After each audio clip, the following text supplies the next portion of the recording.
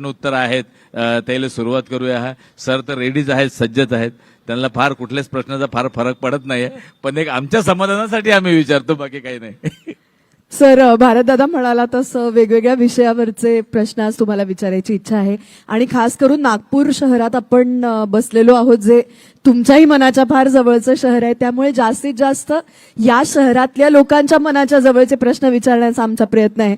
पण तरी सुद्धा पुढे जायच्या अगोदर, म्हणजे एकदम सिरियस विषयाला हात घालायच्या अगोदर मला तुम्हाला एक साधासा प्रश्न विचारायचा आहे की आपण सगळे जेव्हा लहान असतो तेव्हा पाहुणे आपल्या घरी येतात आणि आपल्याला विचारतात मोठेपणी कोण होणार. तर तुम्हाला असा लहानपणी कोणी प्रश्न विचारला होता तर तेव्हा सुद्धा मोठेपणी महाराष्ट्र राज्याचे मुख्यमंत्री व्हायचे असं तुम्ही उत्तर दिलं होतं का? नाही, प्रश्न तर त्यावेळेस विचारला जायचा, पण मी कधीच असं उत्तर दिलं नाही, कारण मी साधा नगरसेवक होईल असं देखील मला कधी वाटलं नव्हतं, किंवा मी राजकारणात जाईल असं देखील मला वाटलं नव्हतं. त्यामुळे मी कधीच असं उत्तर दिलं नाही.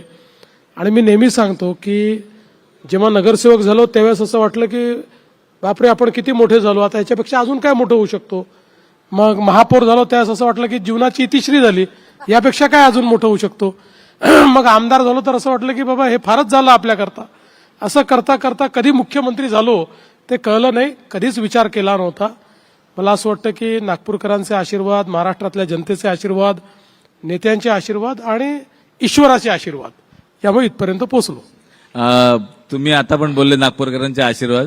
तुम्ही नेहमीच नागपूरकरांबद्दल चांगलं बोलत असता. मागे एकदा भाषणात तुम्ही बोलले की नागपूरकरांचे खूप आभार आहेत, उपकार आहेत. तर आता तुमच्या नागपूरकरांबद्दल काय भावना आहेत?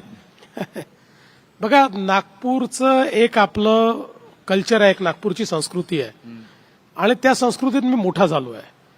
त्यामुळे जगाच्या पाठीवर कुठेही गेलो तरी नागपूरचं आकर्षण हे असतं. त्या नागपूरच्या संस्कृतीचं एक त्याची आवड असते. नागपूरबद्दल एक मी महत्वाची गोष्ट सांगतो की हे शहर खूप मोठं झालं आहे, मेट्रो शहर आहे. महाराष्ट्रामध्ये मुंबई आणि पुण्यानंतर सर्वाधिक लोकसंख्येचं शहर आहे. पण आजही नागपूरमध्ये आम्ही कोणाचा पत्ता प्लॉट नंबरने सांगत नाही.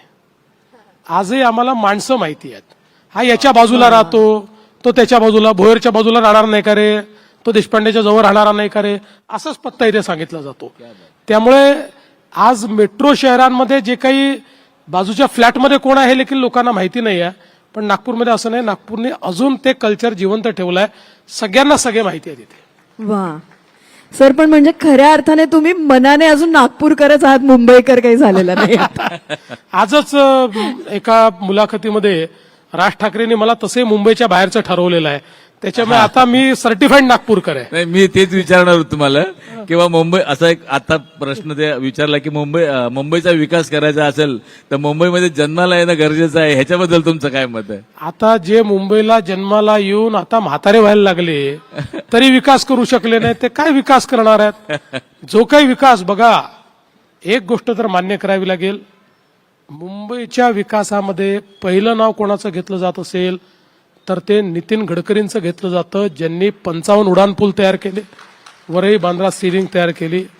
आणि त्यानंतर मुंबईचा 360 डिग्री विकास हा मोदीजींच्या नेतृत्वाखाली मी आणि एकनाथ शिंदेंनी केला. करेक्ट. सर, नागपूरमध्ये आता 2014च्या पूर्वीचं नागपूर आणि आता आपण 2026 सालामध्ये आहोत, तर इतक्या वर्षांमध्ये या शहरामध्ये काय बदल घडला असं वाटतं? मला असं वाटतं की या शहराला खूप आधुनिकता आली. विशेषतः आपण बघा की काही मॉडेल्स नागपूरने तयार केले.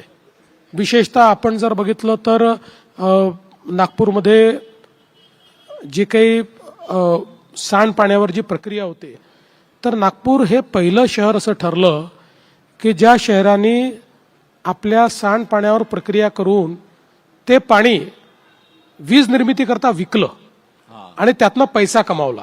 हे पहिलं शहर झालं, पहिलं मॉडेल तयार केलं. दुसरं आपण जर बघितलं तर 24/7 पाणी पुरवठ्याच्या योजनेचं एक मॉडेल हे देखील नागपूरने तयार केलं. आज नागपूर एक असं शहर आहे की आता अजून आमचं योजनेचं काम पूर्ण व्हायचं आहे, काही भाग बाकी आहेत, पण सगळा झाल्यानंतर आज नागपूर शहरामध्ये उन्हाळ्यातही कुठलेही पाण्याकरता मोर्चे येत नाहीत. ही परिस्थिती नसते. पाणी या ठिकाणी आहे. नागपूरमध्ये रस्त्यांची जी कामं आहेत, आज कोणीही नागपूरला आल्यानंतर इथलं इन्फ्रास्ट्रक्चर पाहून तो आश्चर्यचकित होतो. इथे आम्ही कॉन्क्रीटचे रोड केलेले आहेत, खड्ड्यांचा विषय नाहीये. इथे फ्लायओव्हरचं जाळं तयार केलेलं आहे आणि विशेषतः नितीनजींच्या नेतृत्वामध्ये आम्ही या ठिकाणी पहिल्यांदा एक मॉडेल तयार केलं डबल डेकर पुराचं, की ज्याच्यामध्ये खाली रस्ता आहे, त्याच्यावर फ्लायओव्हर आहे आणि त्याच्यावरून मेट्रो जाते आणि एकाच पिलरवर हे सगळं उभं केलं. आता ते मॉडेल संपूर्ण देशाने घेतलेलं आहे. त्याच्यामुळे अशा अनेक गोष्टी आहेत की ज्या नागपूरमध्ये पहिल्यांदा झाल्या आणि आता त्या देशामध्ये चालल्यात. आता नागपूरमध्ये आम्ही एक कचऱ्याचा जो काही प्रक्रियेचा प्रकल्प तयार केला आहे, ज्यातनं आम्ही बायोगॅस CNG वगैरे तयार करतो आहोत, त्याचं लवकरच 2-3 महिन्यात आम्ही लोकार्पण करू. तोही देशातला असा प्रकल्प आहे की बिना कुठल्या टिपिंग फीचं त्या ठिकाणी 100% कचऱ्यावर आम्ही प्रोसेसिंग करतोय आणि त्यातनं आम्ही गॅस तयार करतोय. पुढच्या काळामध्ये त्या गॅसवरच नागपूरच्या आमच्या बसेस चालणार आहेत. त्यामुळे असं एक मॉडेल नागपूरने तयार केलं आहे. आणि म्हणून आपण जर बघितलं तर आधुनिकतेच्या ज्या गोष्टी आहेत, या सगळ्या गोष्टी या नागपूरने तयार केल्या. उत्तम उद्यानं आम्ही तयार केली, खेळाची मैदानं आम्ही तयार केली. नागपूर शहरामध्ये ज्याला सस्टेनेबिलिटी म्हणतो अशा पद्धतीची सर्क्युलर इकॉनॉमी तयार करण्याचा आम्ही प्रयत्न केला.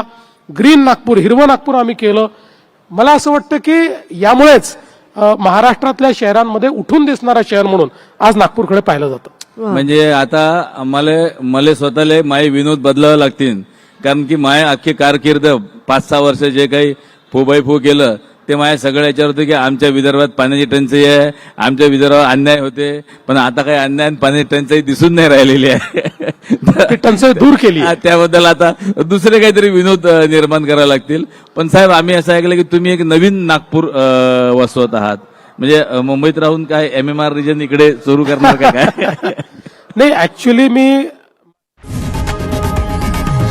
लोकशाही मराठी ऐका, पहा, जागरूक रहा.